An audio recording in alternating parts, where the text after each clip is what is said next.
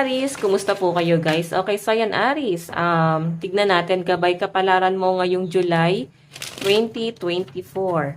Aries, Sun, Moon, Rising, and Venus sign. So yan guys, maganda pa rin na alam nyo ang inyong Sun, Moon, Rising, and Venus sign para sa iba nyo pang guidance. Okay?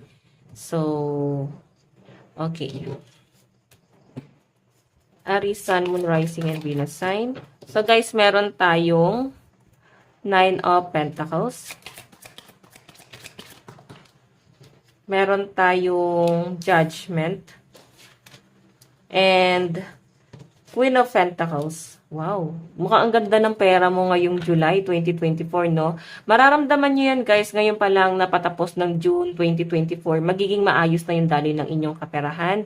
And sa pinapakita sa akin, guys, mas nagiging komportable kayo ngayon sa trabaho nyo. Mas magiging, parang mas magiging creative kayo.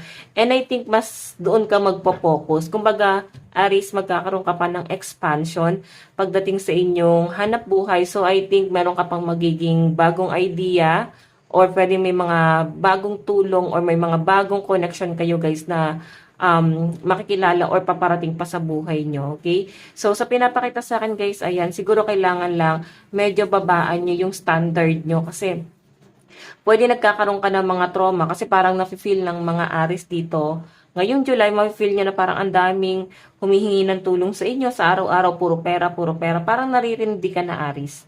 Okay, so sa pinapakita rito sa akin, parang think positive lang yung mga Aries. Ayaw nyo na guys mag-isip masyado ng mga negative. Ayaw nyo na guys masyadong magpa-apekto sa mga bagay na hindi naman guys, makakabuti sa pang-araw-araw mo, no? Kasi parang gusto na lang, guys, maging go with the flow. Kagaya na to, Judgment. Tignan nyo na lang, guys, yung energy nyo. Oh. Gusto na lang po, guys, ng mga Aries ang mag-enjoy. So, hanggat maaari, guys, hinahabol mo yung stability mo. Okay? So, tignan pa natin. Ayan, napakaganda naman, Aries, pagdating naman sa inyong, sa inyong kaperahan. Okay, tignan pa natin, Aries, Sun, Moon, Rising, and Venus sign. Ngayong July 2024. Okay. So, guys, meron tayong the Empress. Oh, my God. So, dalawa lang, guys, ang ibig sabihin yan. Pregnancy or pwedeng mas lalago pa yung hanap buhay nyo.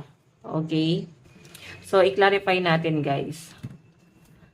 Puro pera, guys, yung pinapakita sa akin. Stability. So, I think, guys, eto pinahirapan ka nitong first, second quarter. So, ngayon, third quarter to fourth quarter, I think, magiging maayos na siya, no? Hanggang 2025 na nga itong nasasagap ko.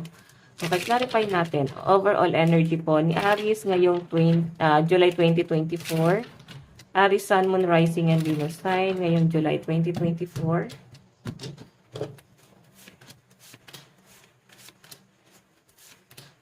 Okay.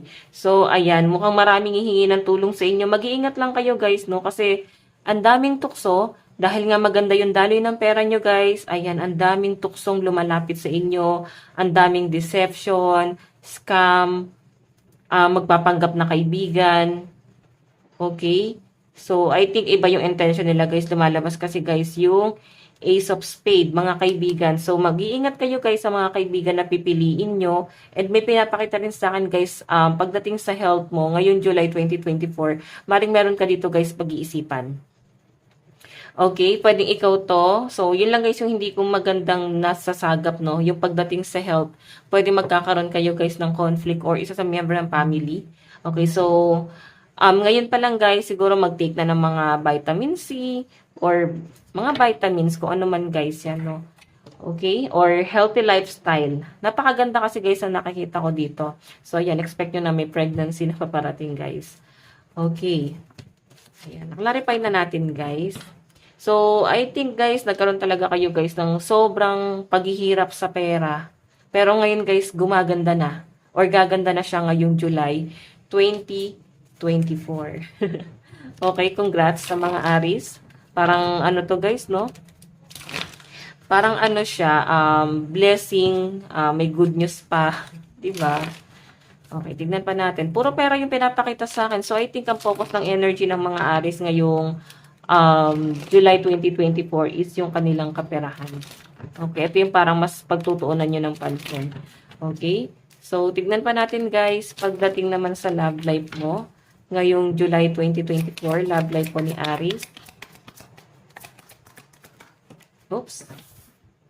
Meron tayo guys, Four of Gems security. Ibig sabihin, meron kang isi-secure or gusto mo siguro guys ng assurance doon sa person mo. Kasi mahirap naman yung parang bang natitiwala ka sa kanya, bigay ka ng bigay, tapos wala kang nakukuhang assurance dito sa taong to. Okay? Tignan natin. Yung iba sa inyo guys, parang gusto na rin guys ikasal. Love life po ni Aries ngayong July.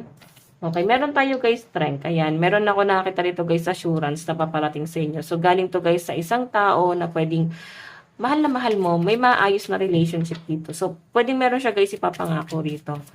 Okay, yung iba sa inyo guys, meron kang inaantay na message galing sa isang tao. Pwede ngayong araw hindi kayo guys okay, pero ngayong July 2024 mukhang aayusin siya guys. Ayan, mukhang kung hindi kayo guys naging okay na tong person na to. So I think ngayong July iaano niyo na siya guys, isi-secure niyo na tong relationship na to. So hindi lang to guys sa relationship, I think pati yung inyong financial hanap buhay is parang isi-secure niyo na.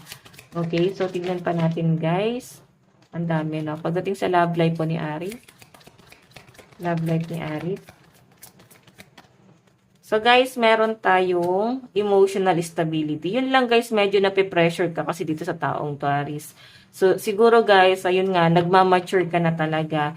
And nahihirapan ka kasi sa trabaho mo. Pwede ang nagiging problema nyo ng person mo is hindi kanya naiintindihan kung gaano mo kahirap kinukuha yung pera, or pwedeng ikaw to guys. Pwedeng parehas kayo guys yung nagpapakahirap sa hanap buhay, sa trabaho. Pwede nagpo-focus kayo parehas sa trabaho.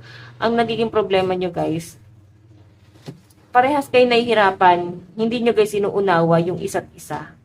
Okay? So, nakikita ko naman guys na ayusin naman tong relationship na to. Siguro kailangan lang talaga is parang pag-usapan nyo. Okay, kailangan guys ang masinsinang pag-uusap dito. Siguro guys, ngayong July 2024, paplanuhin nyo guys na parang pag-usapan natin to kung gusto natin tong ayusin. I-settle natin dalawa. Yun yung nasasagap ko rito. Ayan o. Okay, so maganda naman guys yung intention kasi itong relationship na to, napaka-mature po niya. Okay, so tignan naman natin guys. Ayan. Additional pagdating sa love life mo. Additional message. Meron tayong momentum, the chariot. Ayan, ang kailangan daw guys iwasan is yung mga padalos-dalos. Lalo na sa emosyon. Nagpapadala sa emosyon. Kaya hindi nagiging okay itong relationship na to. Okay, meron tayo guys creative. Ayan, kailangan guys magkaroon talaga ng parang give and take. Hindi lang isa dapat yung sinasandalan. Dapat parehas kayo. Ginagawa nyong sandalan yung inyong parang isa't isa, 'di ba? Hindi dapat kayo guys magkaaway. Kailangan inuunawa niyo yung isa't isa. So, ngayong July guys, nakikita ko naman na mukhang isi-secure na 'to. Meron kayong malalim na pag-uusap at plano dito. Tignan natin guys, ano bang inyong love advice? Meron po tayong remarkable. Notice everything remarkable about your relationship. Ibig sabihin, kailangan meron ka rin guys i-consider dito sa relationship na to. Kung malaki naman guys yung naidulot sa inyo, why not, 'di ba? Parang i-settle nyo. Okay? Kung maganda naman guys yung naging memories mo dito sa taong to, ayusin nyo guys. Okay? Pero kung hindi guys, ayun no, napakaswerte guys. Kasi yung 11-11, napakaswerte na to guys. Okay? 11-11 is an important number for twin flames. It symbolizes the harmony and balance of soul counterparts. So guys, ito ha, I think twin flame mo tong taong to. Okay, twin flame mo to at possible guys na perfect combination talaga kayo. Magaling kayo guys pagdating sa business at ng pera, magpaikot ng pera. Siguro kung magtutulungan lang talaga kayo guys, magiging maganda yung partnership yung dalawa. Okay? So sa pera mo naman, pera. Meron tayo guys, victimization. May mga nagpapaawa sa inyo guys. May mga magpapaawa sa inyo ngayong July 2024. Meron tayo guys, inspiration. Maraming humahanga sa mga Aries. Napakasipag nyo siguro guys. Meron tayong Seven of Clouds. Medyo mahihirapan ka lang pagdating sa trabaho mo. Okay? Pero Emperor ka rito, guys. Ayan, may victory. So, I think, guys, gamay mo yung trabaho mo kaya parang lalaro-laruin mo lang siya, guys. Ngayong July 2024. So, wala naman ako, guys, nakitang parang babagsak ka pagdating sa financial. Sabi nga dito, magiging stable ka pa. Okay, so guys, ayan, ito lang ang inyong reading. Tignan naman natin ang inyong advice. Gates of Triumph. Success expand in your life. Diba? Sabihin, magkakaroon talaga guys ng expansion. Kagaya ng sinabi ko, napakaswerte Aris. Napakaganda. Parang full of blessing ka. Parang uulanin ka ng swerte ngayon July. Okay? So Aris, ito lang po ang inyong reading. Maraming salamat po. Bye-bye.